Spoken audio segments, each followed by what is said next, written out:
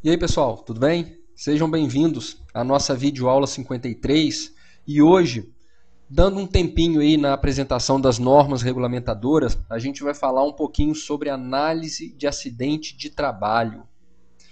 Um assunto absurdamente importante e que a gente concluiu que merecia uma atenção especial da nossa parte, por isso que no nosso 53º encontro a gente resolveu falar um pouquinho dela.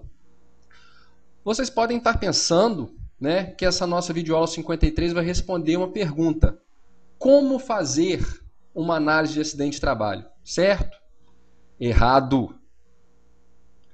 Como eu disse, como a gente já disse desde a primeira videoaula, o nosso objetivo com esses vídeos não é ensinar segurança do trabalho para ninguém. É só mostrar um lado prático das NRs. Até porque, como fazer uma análise de acidente de trabalho, vocês encontram esse tipo de material, muito material a respeito disso na internet. Vocês viram sobre isso no curso de vocês, quem já trabalha na área de segurança, quem ainda está estudando alguma coisa na área de segurança do trabalho, se ainda não viu, com certeza vai ver árvores de causas, espinha de peixe, etc. Então, nosso objetivo aqui não é responder essa pergunta, como fazer uma análise de acidente de trabalho. O nosso objetivo aqui é outro, é responder outra pergunta. Por que fazer uma análise de acidente de trabalho isenta? Gente, essa videoaula, na verdade, pode ser entendida como um puxão de orelha e um desabafo. Ao longo do vídeo vocês vão saber por quê, tá? Vamos trazer uma imagem de volta. Essa aí é uma imagem que, se não me engano, foi apresentada a primeira vez na nossa videoaula 33, que falava sobre a NR18, a norma regulamentadora sobre a construção civil. E vamos usar essa imagem como exemplo, mas podem ser em todos os meios produtivos. Pode ser numa transportadora, pode ser numa indústria química, pode ser numa destilaria, enfim, qualquer área de atividade a gente trouxe da construção civil por ser uma coisa bem clara e de mais fácil entendimento em função dessa imagem que eu estou apresentando. Tá? Vamos supor que esse camarada aí, nessa estrutura de trabalho, não vamos nem chamar isso de andaime, nesse posto de trabalho improvisado, que ele viesse a cair e quebrasse o pescoço e morresse no local. Né? Importante, gente, a queda, muitas vezes o mais importante da queda não é a altura de onde se cai, é aonde se bate com a cabeça quando se cai. E como aí está numa escada, esse trabalhador provavelmente cairia e sairia rolando. Né? Então ele poderia quebrar o pescoço. Então, normalmente, quando acontecem acidentes graves ou fatais, o Ministério do Trabalho é chamado, né, para fazer uma análise de acidente de trabalho. A gente, pessoal da auditoria, a gente tem por hábito pedir que a própria empresa realize uma análise de acidente de trabalho. Né? Ela própria, independente da nossa. Né? E 99% dos casos, a empresa apresenta uma análise de acidente com a seguinte conclusão: ato inseguro. Não, foi um ato inseguro desse camarada aí montar esse tipo de posto de trabalho. Gente, eu pergunto o seguinte: ato inseguro? Vamos raciocinar um pouquinho a respeito disso. O ato inseguro, pessoal, ele foi previsto na NR1 somente até o ano de 2009. A portaria 84, que é de 4 de março de 89, baniu a expressão ato inseguro da NR1.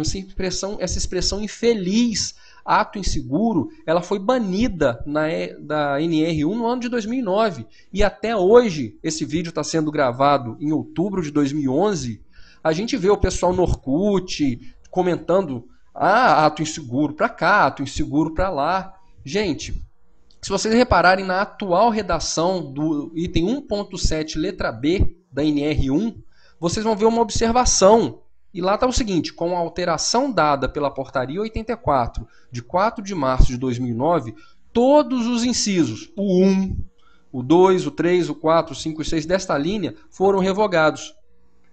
E o 17b1 era o que trazia essa expressão infeliz. O que ele dizia? Cabe ao empregador elaborar ordens de serviço sobre segurança e medicina do trabalho, dando ciência aos empregados com os seguintes objetivos. 1.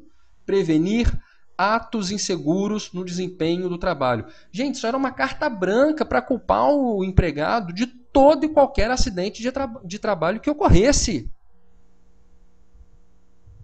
Vocês concordam comigo, gente? Né? Pelo amor de Deus, parem de colocar a culpa no morto. Como eu disse, 99,99999% das análises que a gente pega foi ato inseguro do trabalhador. O pobre coitado nem está lá para se defender, já morreu. Né? Então, vamos voltar à imagem em si. Por que o Ministério do Trabalho, o pessoal da auditoria, pelo menos com quem eu tenho mais contato, sempre pede nesses casos, que a própria empresa faça uma análise de acidente de trabalho? Não é para achar culpado. A culpa, a responsabilidade pela morte do trabalhador, quem vai achar é a polícia. O objetivo dessa análise de acidente de trabalho é para verificar as condições que ocorreram para o acontecimento do acidente. Esteja você trabalhando na construção civil, numa destilaria, numa refinaria de petróleo, enfim, aonde quer que seja, se aquilo aconteceu naquele estabelecimento, naquele canteiro, naquela loja, naquela planta, vai acontecer em outros lugares se vocês continuarem botando a culpa no acidentado. É importante que a empresa faça uma análise isenta e profunda das ocorrências do que fizeram com que acontecesse o acidente, para que isso seja alterado e novos acidentes iguais sejam prevenidos. Tá ficando claro o motivo, gente, o objetivo dessa videoaula? Como a gente falou para vocês, não é ensinar a fazer uma análise de acidente. No nosso site mesmo tem um material lá bem bacana sobre isso. É chamar a atenção para o real objetivo da análise de acidente de trabalho. Igual nesse caso aí. Ele caiu, quebrou o pescoço por um ato inseguro do trabalhador que montou uma gambiarra como posto de trabalho. Gente, foi emitida uma ordem de serviço específica para esse trabalhador sobre o ambiente em que o trabalho seria executado? Houve conivência da direção do estabelecimento, nesse caso um canteiro de obra, que viu o trabalhador exercendo a isso as atividades e não falou nada? Porque essa imagem aí o mestre de obra já tinha passado, o engenheiro já tinha passado, o técnico de segurança já tinha passado por aí e ninguém falou nada. Houve conivência desse pessoal? É fornecido um andaime adequado para esse tipo de piso de trabalho, no caso uma escada? São essas coisas que têm que ser estudadas e adequadas, né, para que novos acidentes, novas gambiarras como essas não sejam montadas. No nosso blog, sabinoSST.blogspot.com, tem um link para um vídeo que a gente colocou no YouTube, que é um programa da NetGeo, da National Geographic, né, que fala sobre um acidente aéreo que aconteceu na Alemanha em 2002. Seguindo essa linha de raciocínio, o que seria mais fácil? Culpa do controlador aéreo.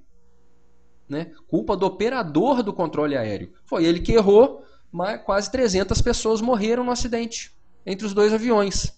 Mas a análise foi feita de uma forma tão aprofundada que houve modificação no mundo inteiro sobre padrões de segurança em voos comerciais. É esse o objetivo da análise de acidente, pessoal. Modificar procedimentos, modificar estruturas de trabalho, padrões de trabalho. É um modo operatório do negócio.